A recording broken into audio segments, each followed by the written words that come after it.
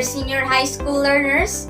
Welcome to our oral and communications class. It's a brand new day, another chance to learn and another day to quest for new knowledge. I am your teacher Marisa and I am excited to bring you today's lesson. Get ready as we travel the world of oral and communication. For today's lesson, we are going to talk about the natures and processes of communication. Our lesson objectives are: first, explain the nature of communication. Second, understand the process of communication. At the end of the lesson, we will be able to answer the following questions. Number 1. What is oral communication? Number 2. What is the nature of communication? Number 3. What are the elements of communication? Number 4. How does the process of communication happen? As we all know, communication is very important in our lives because without communication, everything will be chaotic. To start, look at these pictures. What do you think do these pictures show? Right! These pictures give us the idea of communication. But what exactly is communication? Communication came from the Latin word communicare, which means to share.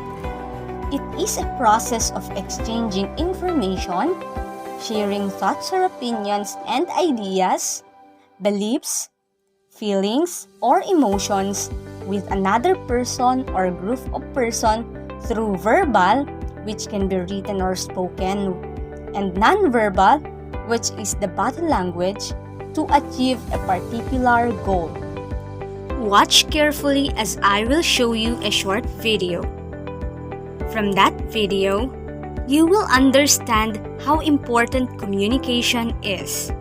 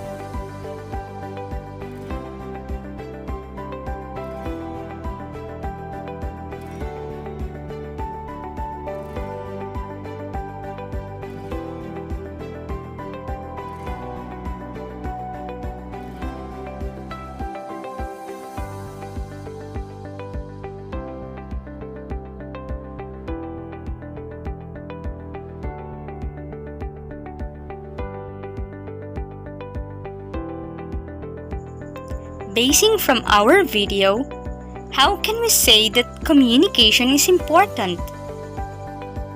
That's right! Communication is important because sometimes our life depends on it. Communication is very vital. It happens everywhere. It is used by everyone from infants to adults. So, it is important to understand its natures and process. Let us start with its nature. First, communication is a process. This means that communication is active and cyclical. It begins from one step to another. Second, communication occurs between two or more people. In here, the sender and the speaker take an active part. In other words, communication is interactive. Third, communication can be expressed through written or spoken words, actions or nonverbal, or both spoken words and nonverbal actions at the same time. This means that communication is symbolic. Communication is divided into 8 different elements, which helps us better understand its mechanics or process. To begin, we always start with the first element, and that is the sender. The sender is the one who initiates the communication. The sender has the idea that he is trying to get to our second element, which is the receiver. So, how does an idea get from the sender to the receiver? Well, that idea is our third element in the communication process. It is called the message. The message is the idea being communicated. Here is an example.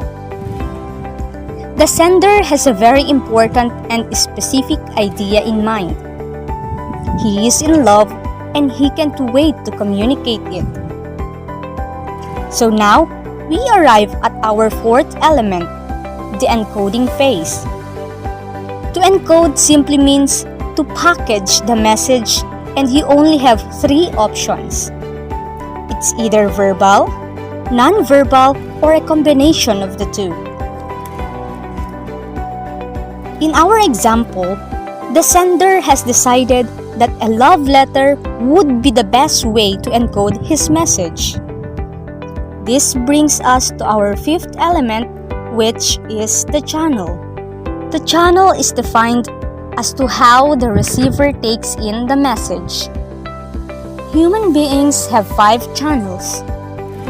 What do you think are these 5 channels? Excellent! These are our 5 senses. Hearing, seeing, and feeling are the primary ways in which human beings take information, and in our example, if it is a love letter, he will be using sight. Now that the message reached the receiver, she now needs to make sense of it, and another word for that is our 6th element, and that is to decode. So, if encoding is packaging your message, decoding is making sense of it. So our receiver has unpackaged the message, and now all we do is to wait for her response. What do you think? Will she like him?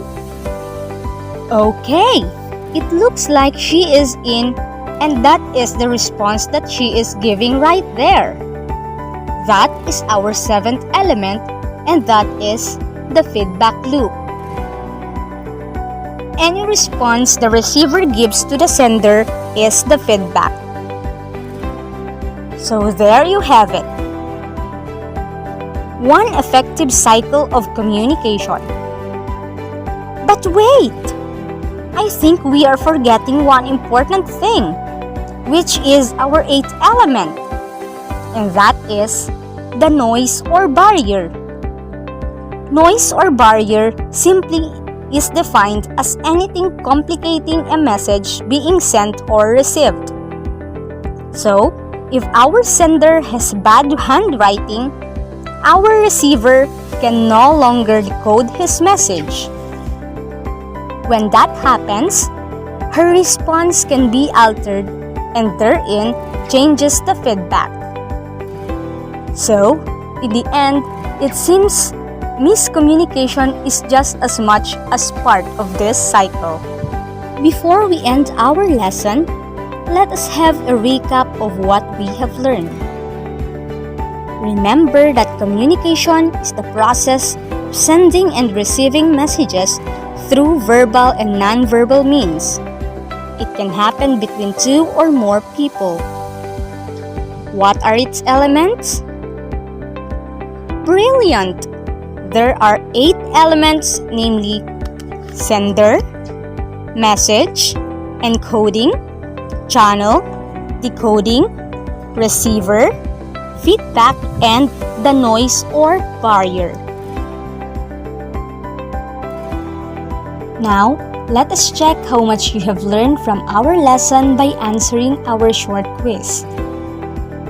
Analyze the questions carefully and write the letter of your answer on your notebook.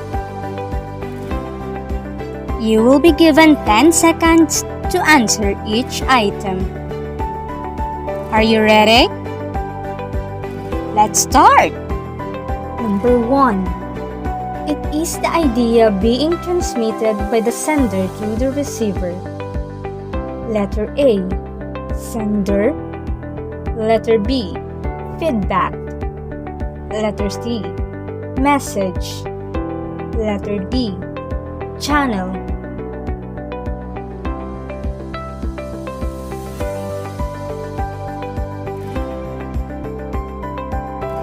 The correct answer is letter C, message. Number 2. It is the medium or vehicle through which the message is sent. Letter A, channel. Letter B, feedback. Letter C, message. Letter D, receiver.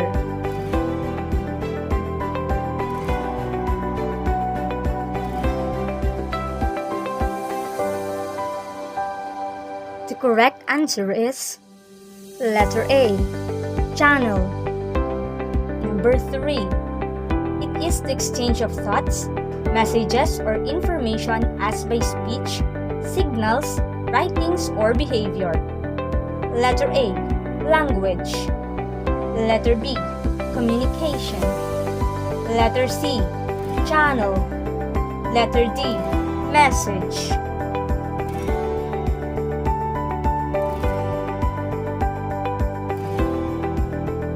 The correct answer is letter B, communication. Number 4. It is the response or reaction given by the receiver to the sender of the message. Letter A, sender. Letter B, receiver. Letter C, message. Letter D, feedback.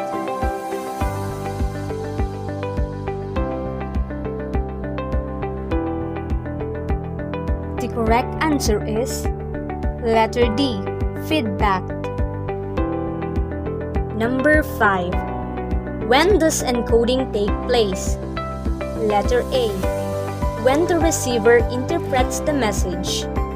Letter B, when the sender translates the message into a perceivable form. Letter C, when both sender and receiver need to exchange message. Letter D, when the sender recognizes the communication style of the other.